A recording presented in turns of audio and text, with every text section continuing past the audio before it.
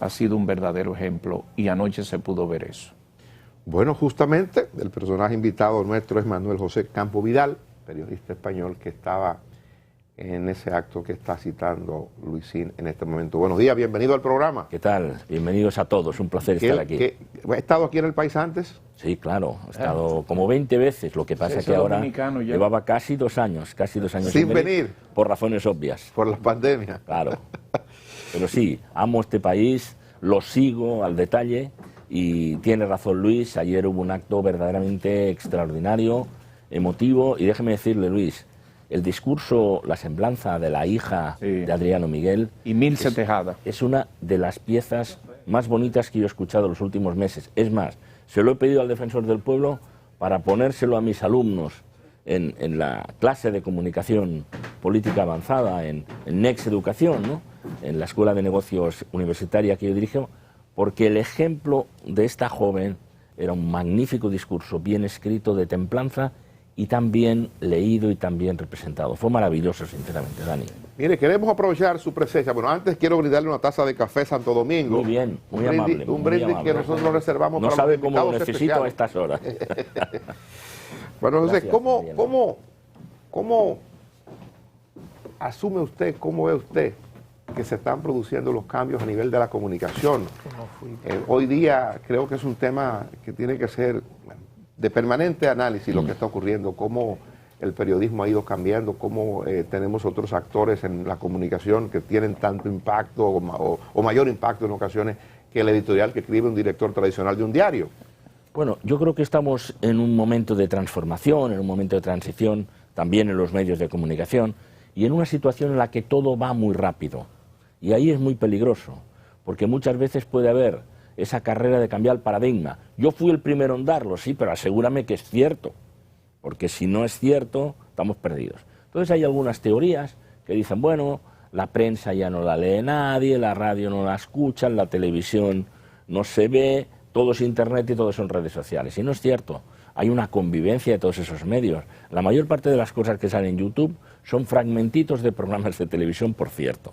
Entonces, ustedes tienen periódicos todos encima de la mesa, seguramente han escuchado la radio viniendo, yo también, y ahora estamos aquí en la televisión y sé que su programa es de mucha audiencia. Por tanto, se está conformando una nueva coexistencia donde es verdad, quien no se adecúa a los tiempos se cae, muere, es superado, pero hay una convivencia entre todos y yo creo que es una convivencia no pacífica necesariamente, no pacífica, ¿no? ¿Y se puede decir? El riesgo, perdón, es la banalidad y que la velocidad sustituya a la veracidad. Y nosotros, sin credibilidad, todos los periodistas, no somos nadie, porque es nuestro valor. Entonces pasamos a ser, un ya ciudadano directamente que mete un tuit, muchas veces ni siquiera con su nombre, y a partir de ahí entramos en áreas de irresponsabilidad.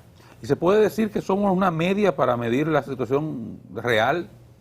Nosotros vemos periódicos, pero ¿somos nosotros realmente una media a medir como una muestra representativa de la sociedad moderna? No, ¿O somos la excepción que va saliendo? Si por nosotros se refiere a los periodistas, nosotros... No, a nosotros nuestra generación. Claro, claro. No somos la misma, pero digamos hasta estas generaciones. Ninguno de aquí es millennial.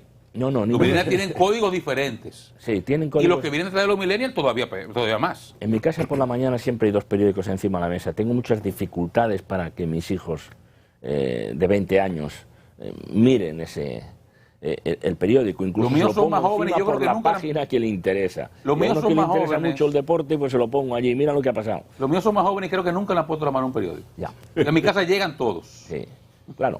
Ese es un poco el riesgo, pero también es verdad que los periódicos hay que contar lo que viene en el papel, y como ayer estaba diciendo José Monegro, que participó en este conversatorio, es verdad que de las mayores webs vistas, de lo que más se lee, son el reflejo de muchos otros periódicos, o sea que hay que sumar la lectura del papel a la lectura a través del digital.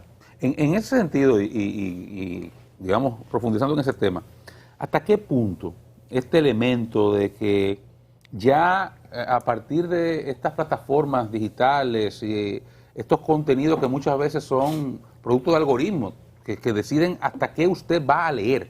O sea, ya hemos llegado a un punto en el cual el lector no busca la noticia, sino que la noticia busca al lector. Le llega a su teléfono a partir de perfiles y preferencias. Eso es absolutamente cierto lo que usted dice. Y si a usted le gusta el deporte, le van a ir mandando el algoritmo noticias de deporte. Sí. Y si le gusta la política, tal. Y si está en Como tal si partido, viaja. y se crean comunidades, y eso es muy peligroso. Eso. Las comunidades, por ejemplo, de los interesados en la religión, ¿no? Y si además eso se hace a veces de forma fraudulenta, alterando esos algoritmos, alterando los parámetros, se puede producir, por ejemplo, que la campaña electoral que ganó Donald Trump, 100 millones de norteamericanos creyeron que el Papa Francisco apoyaba a Trump, y era mentira. 100 millones de norteamericanos leyeron, no sé si creyeron, que Obama era de Kenia, cuando había nacido en Hawái, y enseñaba su partida de nacimiento, pero Donald Trump le daba igual. Luego al final de todo dijo, bueno, pues vale, ha nacido, no nació en Kenia. Bueno, pero tiene usted razón que efectivamente los algoritmos favorecen el que se vaya polarizando, especializando la audiencia. Eso polariza la sociedad y es muy peligroso para la convivencia. Por eso, pues organizaciones, instituciones como la del Defensor del Pueblo y desde luego la actuación de una prensa libre como referencia es vital para que se mantengan los valores democráticos. A propósito de eso, me gustaría pedirle que usted haga referencia a su ejemplo que puso anoche de Afganistán y el medio en España, cómo tenían la información, lo que usted señaló anoche. Lo de la OTAN. No, Afganistán. De Afganistán. Sí. Bueno, nosotros había una sesión parlamentaria y el ministro de Asuntos Exteriores español comunicó que el día 11 de agosto la OTAN, por tanto la NATO, ¿no?, internamente había dicho el régimen afgano puede sobrevivir a los talibanes 3, 4, 5 meses, quizá no más. No fueron ese tiempo, no fueron 3 meses, no fueron ni 3 semanas, fueron 3 días. Bastó que el presidente Ghani, el presidente afgano, se marchara del país, que lo hizo con 4 coches y un helicóptero. Hay informaciones, coches llenos de dinero, bueno, eso no lo sabemos. 4 coches y un helicóptero, y en el momento en que se fue, dejaron su puesto los controladores de los aeropuertos, se fue la seguridad de los aeropuertos y el régimen colapsó. Entonces, es ahí que decimos, estamos en una sociedad cada vez más compleja, cada vez más polarizada, en parte por toda esta cuestión de las redes, y además en una sociedad en la que todo sucede a una velocidad vertiginosa. Y ahí yo y era el enfoque que quería continuar con usted. El reto que plantea para quienes pretendemos hacer algún tipo de ejercicio periodístico serio, con cierto rigor, ¿sí?, este tipo de polarización, o este tipo de ejercicio y de comunicación. Hay gente ya que simplemente no acude a estos medios. Sí. Lee su información aquí, sí, y está bombardeada constantemente con cualquier cantidad de información sesgada, falsa, alguna puede ser objetiva, pero hay mucha información que es basura, que le llega por estas nuevas plataformas. ¿Cuál es el reto que quienes pretendemos hacer periodismo con algún nivel de rigor enfrentamos en esta coyuntura?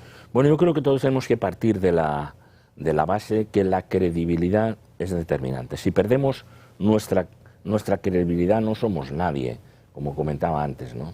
Entonces, en ese sentido, por ejemplo, en Brasil, lo que hubo durante la campaña de Bolsonaro, luego se descubrió, era un grupo de empresarios pagó un equipo para que creara noticias falsas todos los días. Y a lo mejor creaba la noticia falsa de hoy no hay colegio, y creaba un problema en todas aquellas familias que iban a llevar el niño al colegio, y luego resulta que era verdad, que había colegio, pero es igual, creaban las noticias falsas, etcétera, etcétera, ¿no? Hay que combatir eso con decisión, y de ese modo el homenaje a Adriano Miguel Tejada a mí me pareció muy importante, porque es hablar de los referentes.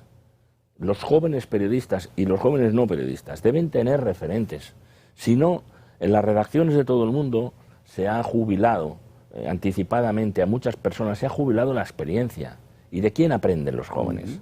¿De quién aprenden los jóvenes si no hay experiencia? ¿Cuál es la experiencia que vive en esa escuela que dice que dirige de gente de la comunicación? ¿Cuál es la experiencia que se lleva frente a esto? O sea, ¿cuál es la expectativa que ellos tienen de un ejercicio de la comunicación a partir de lo que están recibiendo hoy? Y nosotros en Next, la Escuela de Negocios Next International Business School, tenemos una maestría de comunicación política avanzada. ¿Qué quiere decir avanzada? Analizar bien cómo funcionan los mecanismos de las redes sociales. Y a través de una cátedra de de noticias falsas, analizamos y estudiamos y compartimos información. Entonces, por ejemplo, pues sabemos que el MIT, el Massachusetts Technology Institute, tiene un estudio muy interesante por el cual una noticia falsa se difunde 70 veces más rápido que una noticia verdadera. Porque si ustedes en este momento dicen cualquier, yo que sé, que Mariano, futbolista español del Real Madrid, se presenta a las elecciones de la Unión Europea, todo el mundo corriendo lo dice. Es mentira. Pero eso corre mucho más que otra noticia que pueda ser verdadera. Entonces analizamos eso y preparamos a nuestros alumnos, que normalmente ya es un posgrado, ya son gente que está en el ejercicio profesional o trabajando con algunos gobiernos o como asesores políticos, para poder navegar en ese mundo tan complejo y defenderse mejor, por un lado, de las noticias falsas, de lo que llamamos la detección temprana de noticias, porque a veces se puede ver, y tenemos una colaboración establecida con un grupo que se llama Maldito Bulo, unos investigadores, periodistas españoles, que están desmintiendo noticias constantemente. Pero ¿qué tan...? Aquí tenemos una manera de decir eso de la noticia falsa o de la fama. Aquí decimos, bueno, la buena fama anda por escalera y la mala por ascensor, llega más fácil. Sí, sí. Pero ¿qué tan fácil resulta, por ejemplo, en la experiencia suya, a los comunicadores entender esto que está ocurriendo con las redes, lo que hablamos? ¿Qué es más conveniente, decirla primero o lo otro, esperar confirmarlo para cuidar tu reputación? Bueno, decirla primero te puede dar audiencia, yo no digo que no, pero decir una noticia falsa te quita credibilidad y esa es la muerte. El capital del periodista, el capital de un medio de comunicación, el capital de este programa, si yo voy por la calle y dicen tal cosa, dice, ¿y cómo sabes esto? No lo han dicho esta mañana, no hoy mismo. Bueno, Dani y las personas que le acompañan habrán tenido cuidado, no se les presupone la intención de darnos una noticia falsa. Si me da la misma noticia, no sé, lo leí por ahí, en una web o en algo que ni siquiera identificamos, muchas veces lo da una persona en un tuit escudándose en el anonimato, pues la realidad no es la misma. Por lo tanto, con la velocidad salvas la audiencia, pero con la credibilidad, con la veracidad te puedes hundir y entonces si siembras eso, al final pues te caes. ¿Cuál percibe usted la relación entre ese tipo de comunicación, digamos, de estos tiempos, que incluye la noticia falsa, y el debilitamiento de la democracia en sentido general y las estructuras que la soportan? España ha vivido parte de la fragmentación democrática, sobre todo con la ruptura del bipartidismo, pero en América Latina las experiencias son también importantes, y qué decir hasta de Estados Unidos. ¿Cuál relación usted encuentra ahí?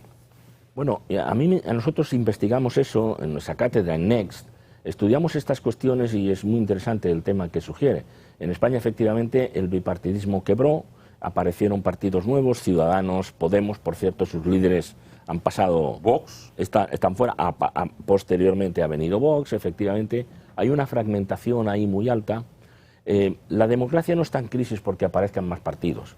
La democracia está en crisis porque se devalúan sus principios, porque no haya la democracia no tenga calidad. Por tanto, fíjese, nosotros nos hemos interesado por el fenómeno en República Dominicana del defensor del pueblo. Ya he hecho referencia a Luis antes, ¿no? A Pablo Ulloa, porque nos llamó la atención, porque nos lo avisaron nuestros alumnos dominicanos, de que ahí había un independiente que iba por su cuenta, al margen de los partidos políticos, que era una persona muy preparada y que era una persona que quería jugar la partida, y la ha acabado ganando. Y yo creo que eso es un elemento muy interesante también para medir el fortalecimiento de las sociedades, y yo espero que en su desarrollo pues contribuya a defender mejor la democracia, porque la democracia se cae cuando los ciudadanos, o se debilita, no creen en ella. Profesor, ¿su universidad ha analizado el fenómeno Donald Trump como generador de noticias falsas, como mentiroso? Nosotros hemos analizado el fenómeno Donald Trump, e incluso le diré que el presidente Leonel Fernández conectó con nosotros, estuvo en nuestra universidad, en Next, y tuvo un debate fantástico con un gran jurista español muy veterano, Antonio Garrigues Walker, debate que yo mismo pude moderar entre ellos dos. Y aquello se titulaba América Latina y Europa en la era Trump. O sea que incluso con el presidente Leonel analizamos todas estas cosas. Vamos a ver, desde el punto de vista de las noticias, permítame que lo diga un poco resumidamente. Donald Trump es un gran productor de noticias falsas.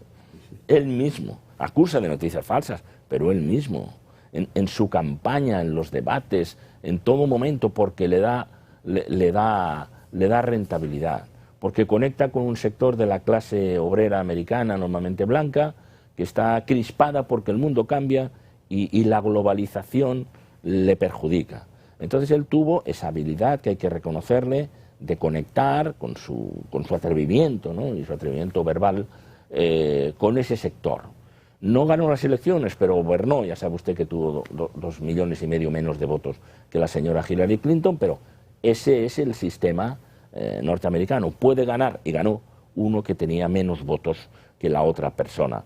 Bueno, yo creo que al final hubo un límite. El asalto al Congreso de los Estados Unidos, animado por Donald Trump, nunca condenado por él, no paró a aquella gente que iba, y hubo 4 o 5 muertos, no nos lo dijeron claramente, pero hubiera podido ser una catástrofe realmente de una gran magnitud. Y todo se origina con un exceso verbal, con noticias falsas, porque allí llegó gente de todos los rincones de América, ¿no? Sí, lo analizamos, nos preocupa, y creo que hay que sacar conclusiones para lo que decía yo antes de la alerta temprana, parar las noticias en origen. Ahora bien, yo sé que igual que hay, y lo saben ustedes, igual que hay una pandemia por un virus, también hay una infodemia de noticias falsas. Y eso es muy difícil de parar. Profesor, antes de que se nos vaya, ¿qué tal estuvo el profesor Fernández, Leonel, en ese debate que usted moderó? Pues francamente muy brillante, ¿no? Leonel Fernández sigue, me parece a mí, las indicaciones de Winston Churchill, el primer ministro británico, que decía: he preparado meticulosamente esta improvisación. Entonces, me consta que lo tomó muy en serio. De hecho, lo hicimos porque él conectó con nosotros y me dijo: quiero decir algo importante y quiero decirlo next. Vino a vernos, yo le invité a una comida porque él solicitó con Antonio Garrigues, ahí acordamos y el día fijado volvió. Y luego gente de su equipo, yo creo que puedo revelar esto, me dijo una persona que le acompaña: oiga, venía de Miami, apenas ha dormido toda la noche, ha estado preparando esto. Y cuando vino allí, lo dijo como si se le ocurriera en aquel momento. Así que es un tema que él maneja. Lo maneja con gran brillantez, y esto hay que reconocerlo, ¿cómo no? Bueno, profesor, gracias por acompañarnos. Mucha suerte aquí en su estadía en República Dominicana. Muchísimas gracias a ustedes. Un placer estar en este país. Profesor Manuel José Campo Vidal. Vamos a publicidad, regresamos en breve.